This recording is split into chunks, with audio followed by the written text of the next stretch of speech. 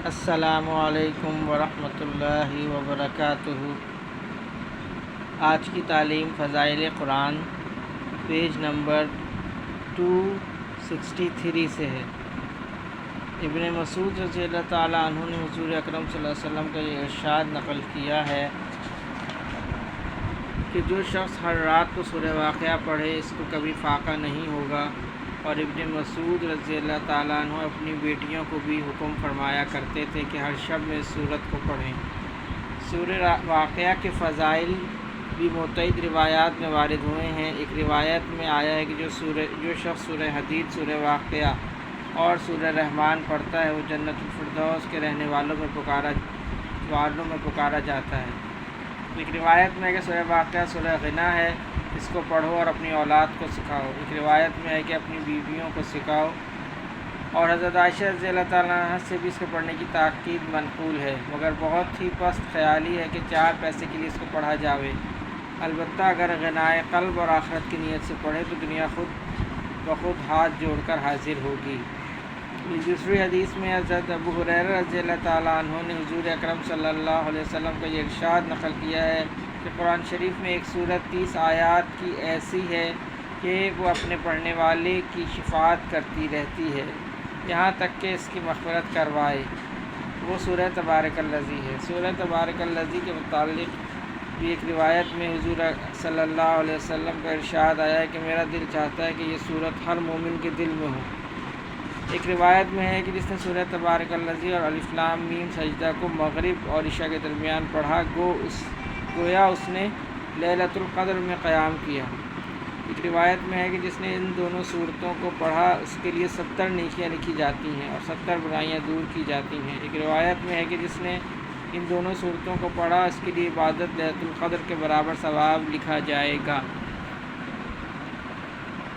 ترمذی رحمہ اللہ علیہ نے ابن عباس رضی اللہ عنہ سے نقل کیا ہے کہ بعض صحابہ رضی اللہ تعالیٰ عنہ نے ایک جگہ خیمہ لگایا۔ ان کو علم نہ تھا کہ وہاں قبر ہے۔ اچانک ان خیمے لگانے والوں نے اس جگہ کسی کو سورہ تبارک الذی پڑھتے ہوئے سنا تو حضور صلی اللہ علیہ وسلم سے آ کے عرض کیا۔ حضور صلی اللہ علیہ وسلم نے فرمایا کہ یہ سورت اللہ کے عذاب سے روکنے والی ہے اور نجات دینے والی ہے۔ حضرت جابر رضی اللہ تعالیٰ عنہ کہتے ہیں کہ حضور صلی اللہ علیہ وسلم اس وقت تک نہ سوتے تھے جب تک الف لام میم سجدہ سورہ تبارک الذی نہ پڑھ لیتے تھے۔ خالد بن معدان رحمہ اللہ علیہ کہتے ہیں کہ مجھے یہ روایت پہنچی ہے کہ ایک شخص بڑا گناہ گار تھا اور سجدہ پڑھا کرتا تھا، اس کے علاوہ اور کچھ نہیں پڑھتا تھا۔ یہ صورت اپنے پر اس شخص پر پھیلا دیے کہ اے رب، یہ شخص میری بہت تلاوت کرتا ہے، اس کی شفاعت قبول کی گئی اور حکم ہو گیا کہ ہر خطا کے بدلے ایک نیکی لکھ دی جائے۔ خالد بن معدان رضی اللہ تعالیٰ عنہ یہ بھی کہتے ہیں کہ یہ صورت اپنے پڑھنے والوں کی طرف سے قبر میں جھگڑتی ہے اور کہتی ہے کہ اگر میں تیری کتاب میں سے ہوں تو میری شفاعت قبول کر، ورنہ مجھے اپنی کتاب سے مٹا دے۔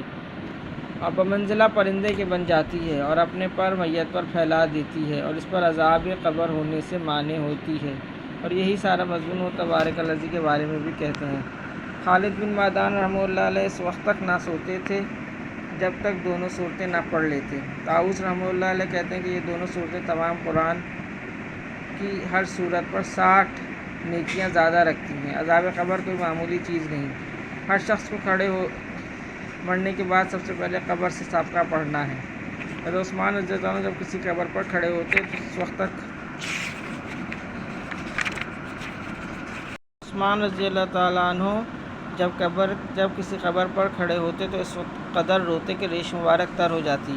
کسی نے پوچھا کہ آپ جنت و جہنم کے تذکرے سے اتنا نہیں روتے جتنا کہ قبر سے؟ آپ نے فرمایا کہ میں نبی کریم صلی اللہ علیہ وسلم سے سنا ہے کہ قبر منازل آخرت میں سب سے پہلی منزل ہے۔ جو شخص کے عذاب سے نجات پالے آئندہ کے واقعات سے بھی اس کے لیے سہل ہو جاتے ہیں، اور اگر اس سے نجات نہ پائے تو آنے والے حوادث اس سے سخت ہوتے ہیں۔ نیز میں نے یہ بھی سنا ہے کہ قبر سے زیادہ متحوش کوئی منظر نہیں۔ اللہ پاک ہم سب کو عذاب قبر سے محفوظ فرمائے۔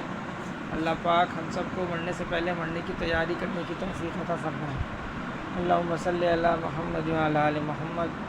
اللہم اعنی علی ذکرک و شکرک و حسن عبادتک۔